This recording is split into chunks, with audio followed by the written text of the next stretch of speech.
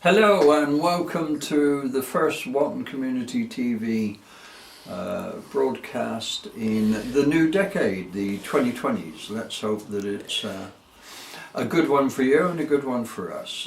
The major issue that's sort of hitting Walton this month is a possibility that not a possibility, a fact that the GP Federation that has been running Walton surgery since November of 2016 are not looking to renew their contract, which ends in July of this year, and that is very concerning really to all the residents in and around Walton who use the surgery. It currently has a patient list in excess of 4,000 folk, so that is a lot of folk that will need to, in the event of its closure, go elsewhere. But what is particularly concerning is that since the GP Federation has taken over the surgery in Walton, it's been unable to recruit a permanent GP and has had to use locums, I believe, during that, pretty much the whole of that period, and that comes at quite a high cost.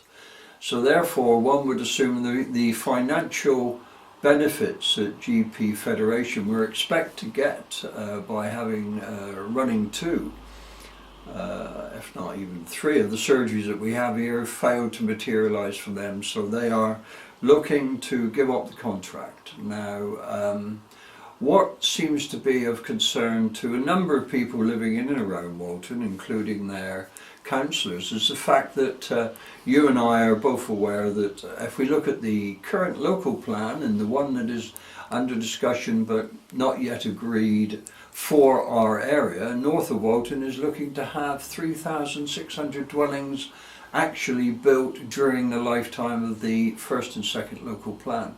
That will be somewhere around 8,000 additional folk.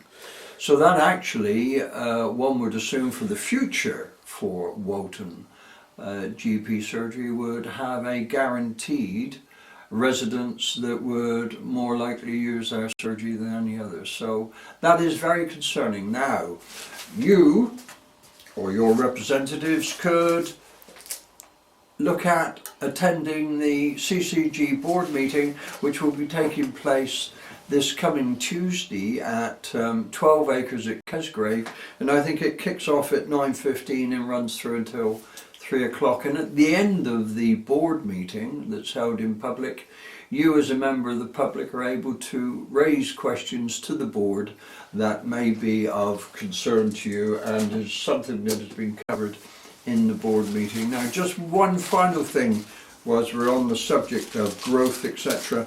When the local plan was being discussed, there was one member of the then Suffolk Coastal Council who said housing growth is claimed to fuel the inward migration of older people to Suffolk. And I think that particular councillor had a point in that if you're looking to retire, you may well be looking to a coastal resort such as Felixstowe, which would mean the demographic will become even older and will probably need more medical services rather than less. That would include GP, nurses, the whole bit that we need to support. So it's an issue that is developing. You really need to make your voice heard.